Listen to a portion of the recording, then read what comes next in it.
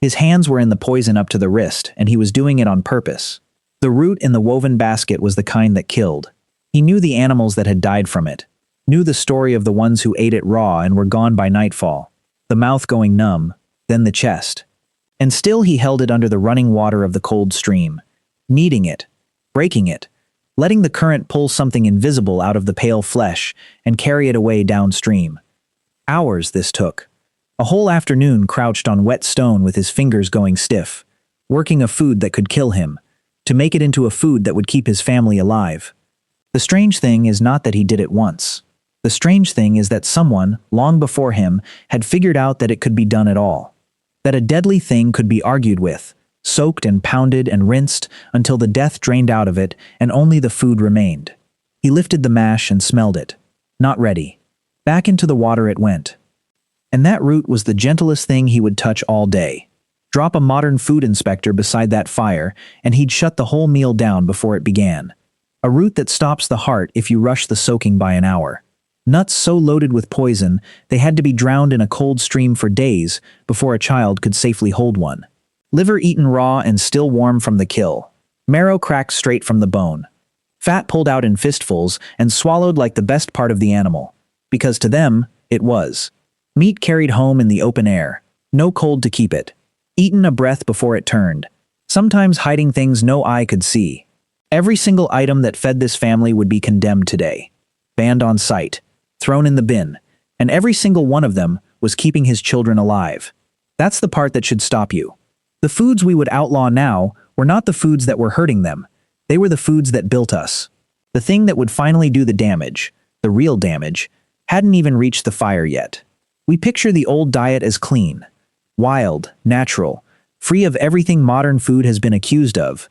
No additives, no chemicals, no strange processing. A pure table. That picture is almost exactly backwards. The plants that filled a forager's basket were, more often than we like to think, defended. A plant cannot run from the thing that eats it, so across long stretches of time, it learned the only defense that stays rooted to the ground. It became toxic. Bitter compounds in the leaf. Acid locked in the seed. Poison threaded through the very part that held the most food. Because that was the part most worth protecting. The richest wild staples were frequently the most dangerous ones. Acorns heavy with tannin, so bitter and binding that eating them whole would sicken you. Tubers laced with compounds that turned to something like cyanide inside the body. Seeds and beans that carried their own quiet toxins. The forager reaching into the green world was not reaching into a supermarket. He was reaching into a landscape that had spent a very long time learning how to make him sick. And he ate from it anyway. Thrived on it. Which means the sickness was being defeated somewhere between the plant and the mouth. By hand, by knowledge, by patience no animal possessed. That knowledge was the real tool. Not the digging stick. The knowing. Consider what a mistake here cost. There was no one to call, no way to undo it, no second chance once the food was down. A misread root. A plant that looked like the safe one but wasn't. A soaking cut short by an hour, on a day when the family was too hungry to wait. Any of these could empty a household. Children were the most at risk, small bodies and small margins, and the ones who reached for a bright berry because it looked sweet. Every forager carried, somewhere behind the eyes, a running catalog of what could go wrong, learned the hard way over generations, and passed down in a form that had no book to hold it. The bitterness was the warning label. That was the terrible elegance of it. The taste that made a food unpleasant was the plant telling you, in the only language it had, that it could hurt you. And people learned to read that language. To taste the danger and answer it, not with avoidance, but with work. Because the alternative to the dangerous food was worse. The alternative was the empty belly, the winter with nothing stored, the slow narrowing of a body that isn't being fed. Faced with a food that would kill you raw, and a hunger that would kill you anyway, they chose the third path. They chose to change the food. He turned the mash in his hands. The bitter smell was fading now. The soaking was only the beginning of it. Across the old world, wherever a staple was dangerous, people had invented ways to disarm it, and the methods were far stranger and more precise than the word cooking can hold. Grinding a toxic seed to powder, then rinsing that powder again and again until the water ran clear of whatever had lived in it. Leaching bitter nuts in a running stream or a pit dug beside it, letting time and water do what fire alone could not. Roasting to break down one kind of poison, soaking to defeat another, because different dangers needed different answers, and a person had to know which was which. None of it was obvious. None of it could have been guessed in a single lifetime. Each of these was a sequence. Do this, then wait, then check. With a deadly penalty for getting the order wrong, and no way to have discovered it, except by watching, remembering, and passing the memory forward through people who would never meet. A grandmother's knowledge keeping alive a grandchild she would never see. That was the invisible machinery behind a single basket of safe food. Not one clever person, but a chain of them, each holding a link. He lifted the root a final time. The killing thing was gone from it now, rinsed away into the current, and carried off toward the far water. What was left in his hands was pale, and heavy, and food. He had turned a poison into a meal with nothing but water, time, and the knowing. But the plants were only half of what fed him, and the other half, the meat, the fat, the marrow he would carry home tonight, was about to reveal a danger that no amount of soaking could rinse away. By the time he climbed back toward the smoke of the home fire, the light was going, and the basket of leached root sat heavy against his hip. But it was the other thing over his shoulder that his family would smell first. Meat. And with it, the part they wanted most. Not the lean red muscle. That was almost the least of it. What made mouths water at the fire was the fat. The marrow inside the long bones, cracked out with a stone and eaten warm. The organs, the greasy richness that the lean cuts could never give. To us, raised on the idea that fat is the thing to trim away and throw out, this reads backwards.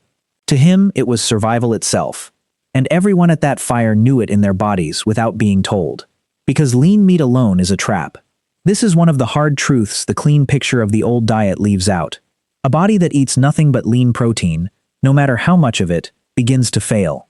The system that breaks protein down can only work so fast, and past that point the meat itself becomes a kind of slow poison, a wasting sickness that hunger cannot fix, that more meat only deepens. People who lived through it in later centuries gave it names and dreaded it. A man could be surrounded by food, eating steadily, and still starve on it, because the food was the wrong shape. So the fat was not indulgence. The fat was the antidote to the meat. Watch a family at the fire, and the priorities tell the whole story. The marrow bones went to those who needed them most. The fat was shared with a care that the lean flesh never got. A mother nursing a child, someone recovering from sickness, a child growing fast. These got the richest parts, because the group had learned, without ever writing it down, that the body cannot run on muscle meat alone. They hunted for fat as much as for meat. In the leanest season, when the animals themselves had burned away their reserves, a kill could be almost worthless. A carcass full of protein and nearly empty of the thing that made protein safe to live on. A hunter could bring home a great weight of meat and still watch his family thin, because what they were starving for wasn't quantity, it was fat. He set the marrow bones by the fire and took up a stone. The first crack, and the smell of it rose into the cold air, and a child leaned in close. Here is where the whole thing turns. He lived at the meeting point of two dangers, and he had spent his life learning to walk the narrow ground between them. On one side, the plants, rich, abundant, and defended with poison, safe only after hours of work that could still go wrong.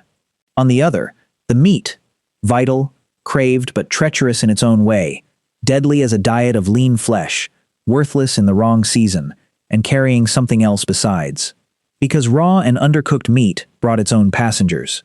Parasites in the muscle of the very animals people depended on, invisible in the flesh, waiting. The organs that were prized for their richness were sometimes the ones most likely to carry sickness. Meat left too long, in a world with no way to keep it cold, turned from food into danger, on a timeline a person had to feel rather than measure.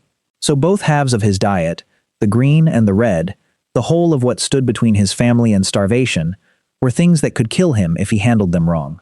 That was the real condition of the old table, not a pure and gentle abundance, a daily negotiation with foods that were, every one of them, one mistake away from poison. And the thing that got him through it was not luck, and it was not a stronger stomach. It was knowledge so hard-won and so completely woven into daily life that no one at the fire could even have named it as knowledge. It was simply how you lived. He cracked the last bone. Inside, the marrow was clean. But the biggest danger of that whole diet, the one that would outlast him by thousands of years and reach all the way to us, hadn't shown itself yet. The fire settled into its low evening work, and for a while there was nothing to fight. This is the part the survival stories always leave out, the long, ordinary calm that made up most of a life. The root was safe, the marrow was clean, the children were fed and heavy-eyed, and the man sat back on his heels and let the warmth reach his hands for the first time all day. No poison to read now, no danger crouched at the edge of the light.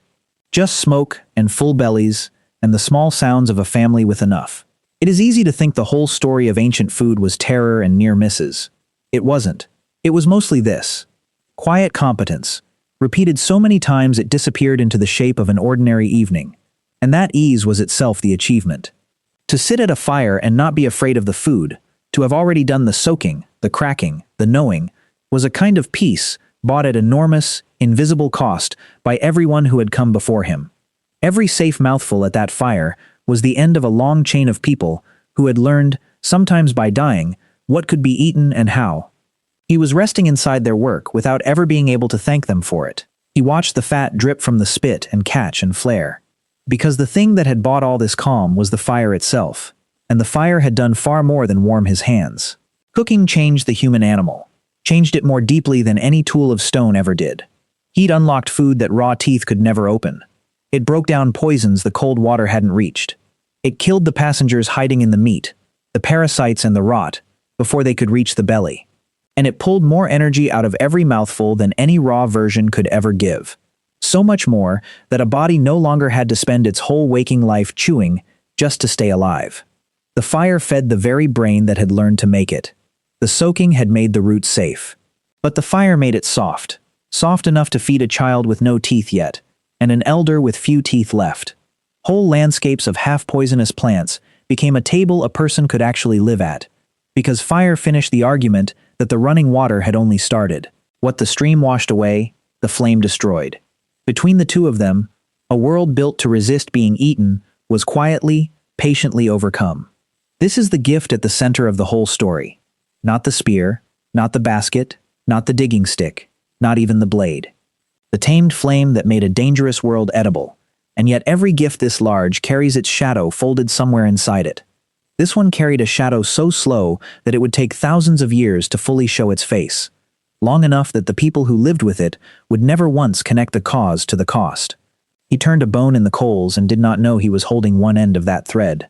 Because once you can process food, soak it, grind it, pound it, cook it soft, concentrate it down, you can begin to eat things the body was never shaped to handle in that form. Here was the trap hidden inside the triumph. The same skill that rinsed the poison out of a killing root could grind a grain so fine, cook a starch so soft, or concentrate a wild sweetness so far that the food slipped clean past every warning the body owned. There was no bitterness now to say stop, no numb mouth, no night of sickness to teach the lesson, no signal at all at the moment of the meal, only pleasure, and fullness, and the quiet appearance of harm. The danger had learned to wear the face of plenty, and a body that had spent its whole long history reading danger by taste had no defense against a danger that tasted good. That is the thing the clean picture of the old diet cannot hold.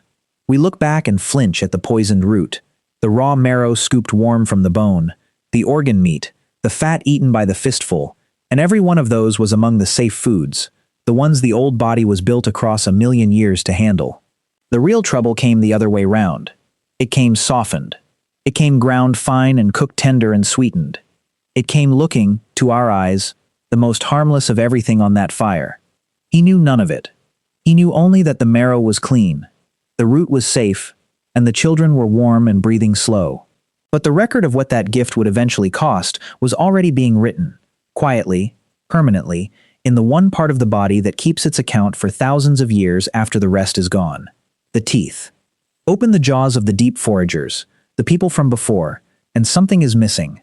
The rot, the cavities, the ruined, aching mouths we treat as an ordinary tax of being human. They are strikingly rare in the oldest teeth. Worn, yes. Ground flat and smooth by grit and tough fibrous food, sometimes worn nearly to the root by a lifetime of hard chewing. But sound, solid, whole. A mouth that troubled its owner far less than ours would trouble us with no dentist to run to. Then, at a certain point in the long story, the mouths begin to fail. You can watch it happen in the bone itself, across a sweep of thousands of years, like a stain spreading through the record. As people leaned harder into the softer, sweeter, more concentrated foods that all their own cleverness had made possible, the starches ground fine, the wild honey pulled from a tree at real risk, the plants tended and prepared to give up their sugars easily, the teeth began to rot in a way they simply had not before. The decay climbs. The holes appear. The abscesses, the lost teeth, the infections that could travel down through the jaw and kill a person slowly from the inside. The very ingenuity that had made food safe had quietly opened another door, and through it came a sickness that worked over years instead of hours, and gave no warning at all on the night of the meal. That is the uncomfortable truth the whole story was walking toward. The forager's most alarming foods were his safest. The danger came dressed as progress, and it came so slowly that no one living through it could ever have named the thing that was hurting them. So, the foods ancient humans ate that would be banned today. A root soaked half a day because raw it stopped the heart. Bitter nuts leached in a cold stream until they were merely food. Raw liver and warm marrow cracked straight from the bone. Fat eaten by the fistful and prized above the meat. Meat carried in the open with no cold to keep it. Eaten close to the turn, sometimes carrying parasites no eye could ever see. A whole table a modern inspector would condemn on sight. No checks, no labels, no way to be certain. Every single item one mistake away from poison. And it built us. Every one of those dangerous foods, handled with a knowledge no animal could match, put the fat on the bones, and the growth in the children, and carried a bloodline forward through winters that should have ended it. That is the thing worth holding on to. He was not a man eating badly because he knew no better. He was a man performing, every day of his life, a kind of chemistry he had no word for, reading poison and defeating it, balancing lean against fat and season against hunger, carrying in his head a living map of what would feed him and what would kill him that was more sophisticated than we have ever given him credit for. The knowing was the true invention. The food was only where you could see it working. Picture the distance between his fear and ours. He was afraid of a berry, a root, a piece of meat left one day too long. Dangers that struck fast and taught hard. Dangers a person could learn to beat with patience and attention and a good memory. His fear was sharp, and it was useful, and it kept him alive. Our fear, when we have any at all, is vague. We stand in front of foods that will not hurt us tonight, or this week, or this year, and we have almost no instinct left to read them by, because the only warning system the body ever built runs on taste, and the thing that hurts us now has been engineered, above all else, to taste good. We think we walked away from his dangerous table. We didn't. We only traded it. He faced foods that could kill him in a single night, and learned, across 100 generations, exactly how to make them safe. We face foods that are perfectly safe for a night, and dangerous only across a lifetime. The soft, the sweet, the refined, the very kind that first crept in beside his fire. And we are still, all of us, working out how to read them. His poisons announce themselves, and let him answer. Ours stay silent and let us choose, meal after meal, without ever once feeling the cost as it lands. He set the last bone down by the dying fire. The basket was full. The family was fed. The children slept in the warmth that their father's whole long day of careful, dangerous work had bought them, and would never know how close, and how routine, the danger behind it had been. And the knowledge that had done it passed, unspoken, to the child who had watched his hands all evening, who would one day crouch at a cold stream of his own, and hold a killing root beneath the water, and wait exactly long enough, and no less, before he dared to call it food. The oldest human skill was never the spear, or the fire, or the blade. It was standing at the edge of cold running water, with a poison in your hands and hungry children at your back, and knowing, to the minute, in a way no one taught you in words, how long to wait before the deadly thing became a meal. That skill is still in you. You feel it every time something in you hesitates over what to put in your body. Every time you reach past the bright and the sweet for something plainer. It is old. It kept your line alive. It is the quietest inheritance you carry, and one of the deepest. If the hidden story underneath everyday things is what pulls you in, stay close to this channel. There's another one already waiting in the dark, and I'd like you here when it begins.